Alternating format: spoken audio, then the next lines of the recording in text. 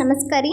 ಈ ವಿಡಿಯೋದಲ್ಲಿ ಬೆಳಗಿನ ಬ್ರೇಕ್ಫಾಸ್ಟ್ಗೆ ಅಥವಾ ಮಕ್ಕಳ ಲಂಚ್ ಬಾಕ್ಸ್ಗೆ ತುಂಬ ಕಡಿಮೆ ಸಮಯದಲ್ಲಿ ಹಾಗೆ ಅಷ್ಟೇ ರುಚಿಕರವಾಗಿ ಸೋಯಾ ಪಲಾವ್ನ ಹೇಗೆ ಮಾಡ್ಕೋದು ಅಂತ ಹೇಳಿ ನೋಡೋಣ. ಮನೆಯಲ್ಲಿ ತರಕಾರಿ ಇಲ್ಲದಿದ್ದಾಗ ಈ ಥರ ಇನ್ಸ್ಟಂಟಾಗಿ ಸೋಯಾ ಪಲಾವ್ನ ಬೇಗನೆ ಮಾಡ್ಕೊಳ್ಬೋದು. ಮಾಡೋದು ತುಂಬ ಸುಲಭ, ರುಚಿ ಮಾತ್ರ ತುಂಬ ಚೆನ್ನಾಗಿರ್ತದೆ. ಎಲ್ಲರೂ ಇಷ್ಟಪಡ್ತಾರೆ, ಹೆಲ್ತಿಗೂ ಕೂಡ ತುಂಬ ಒಳ್ಳೆಯದು. ಇವಾಗ ಇದನ್ನು ಹೇಗೆ ಮಾಡೋದಂತ ಹೇಳಿ ನೋಡೋಣ. ಮೊದಲಿಗೆ ಒಂದು ಮಿಕ್ಸರ್ ಜಾರ್ ತೊಗೊಂಡು ಅದಕ್ಕೆ ಒಂದು 4 ಹಸಿಮೆಣಸಿನಕಾಯಿ, ಒಂದು ಸ್ವಲ್ಪ ಬೆಳ್ಳುಳ್ಳಿಯನ್ನು ಹಾಕ್ಕೊಂಡಿದ್ದೀನಿ.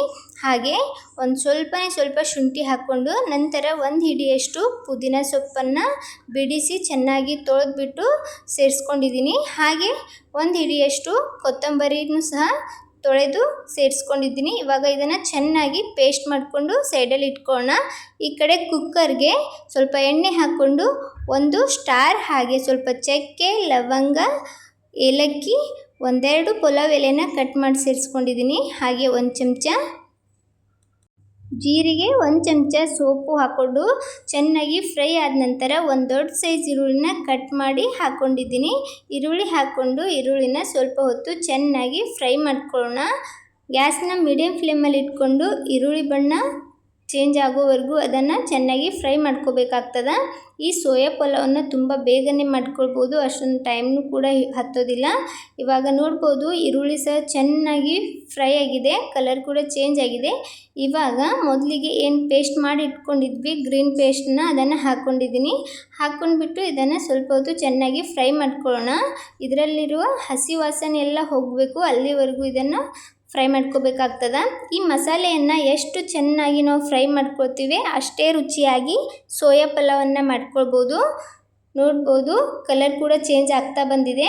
ಇವಾಗ ಚೆನ್ನಾಗಿ ಫ್ರೈ ಆಗಿದೆ. ಒಂದು ಸ್ವಲ್ಪ ಅರಿಶಿನ ಪುಡಿ ಹಾಕ್ಕೊಂಡಿದ್ದೀನಿ. ಹಾಗೆ 1 ಚಮಚದಷ್ಟು ಧನಿಯಾ ಪೌಡರ್, 1 ಚಮಚದಷ್ಟು ಗರಂ ಮಸಾಲ ಹಾಕ್ಕೊಂಡು ಇದನ್ನು ಸ್ವಲ್ಪ ಹೊತ್ತು ಚೆನ್ನಾಗಿ ಫ್ರೈ ಮಾಡ್ಕೊಳ್ಳೋಣ.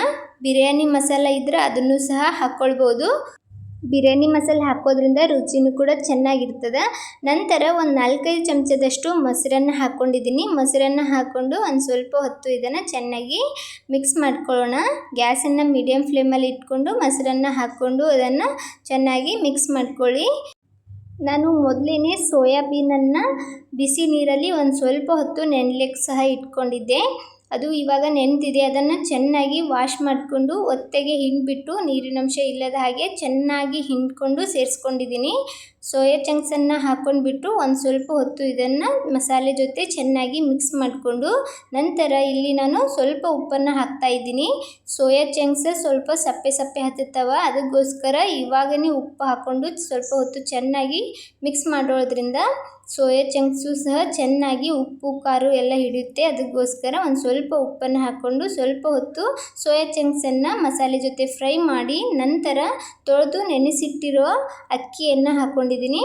ಮೊದಲೇ ನಾನು ನೆನೆಲಿಕ್ಕೆ ಇಟ್ಟಿದ್ದೆ. ಒಗ್ಗರಣೆ ಹಾಕುವಾಗ ಆ ಕಡೆ ಅಕ್ಕಿನೂ ಸಹ ನೆನೆಲಿಕ್ಕೆ ಇಟ್ಕೊಂಡಿದ್ದೆ. ಅಕ್ಕಿ ಹಾಕಿಬಿಟ್ಟು ಚೆನ್ನಾಗಿ ಮಿಕ್ಸ್ ಮಾಡಿಕೊಂಡು ನಾನಿಲ್ಲಿ ನೀರನ್ನು ಸಹ ಹಾಕ್ಕೊಂಡಿದ್ದೀನಿ.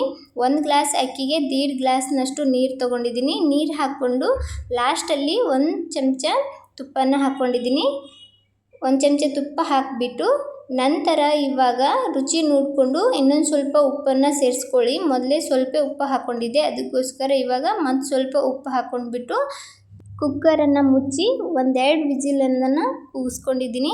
ಇವಾಗ ನೋಡ್ಬೋದು ಸೋಯಾ ಪಲಾವ್ ರೆಡಿಯಾಗಿದೆ. ತುಂಬ ಬೇಗನೆ ಕುಕ್ಕರಲ್ಲಿ ಈ ಸೋಯಾ ಪಲಾವನ್ನ ಮಾಡ್ಕೊಳ್ಬೋದು. ಟೇಸ್ಟ್ನೂ ಕೂಡ ಅಷ್ಟೇ ಚೆನ್ನಾಗಿರ್ತದೆ. ಇವಾಗ ರೆಡಿಯಾಗಿರುವ ಸೋಯಾ ಪಲಾವನ್ನು ನಾನು ಒಂದು ಪ್ಲೇಟಿಗೆ ಸರ್ವ್ ಮಾಡ್ತಾಯಿದ್ದೀನಿ. ತುಂಬ ಚೆನ್ನಾಗಿರ್ತದೆ. ನೀವು ಸಹ ಒಮ್ಮೆ ಟ್ರೈ ಮಾಡಿಬಿಟ್ಟು ಹೇಗಾಗಿತ್ತು ಅಂತ ಹೇಳಿ ಕಮೆಂಟಲ್ಲಿ ತಿಳಿಸಿ. ನೋಡಿದ್ರಲ್ಲ ಎಷ್ಟು ಬೇಗನೆ ಸೋಯಾ ಚಂಕ್ಸ್ ಹಾಕ್ಕೊಂಡು ಒಂದು ಸೂಪರಾದ ಪಲಾವನ್ನ ಮಾಡ್ಕೊಳ್ಬೋದು ಅಂತ ಹೇಳಿ. ಮಕ್ಕಳು ಲಂಚ್ ಬಾಕ್ಸ್ಗೆ ಈ ಥರ ಮಾಡಿಕೊಟ್ರೆ ಟಿಫನ್ ಅಂತೂ ಖಾಲಿ ಆಗ್ತದೆ. ಈ ಸಿಂಪಲ್ ರೆಸಿಪಿ ನಿಮಗೆ ಇಷ್ಟ ಆದ್ರೆ ಒಂದು ಲೈಕ್ ಕೊಡಿ. ಹಾಗೆ ಇದೇ ಥರದ ಇನ್ನಷ್ಟು ರೆಸಿಪಿಗೋಸ್ಕರ ರಮ್ಯಾ ಮನೆ ಅಡುಗೆ ಚಾನಲನ್ನು ಸಬ್ಸ್ಕ್ರೈಬ್ ಮಾಡ್ಕೊಳ್ಳಿ. Thanks for watching video.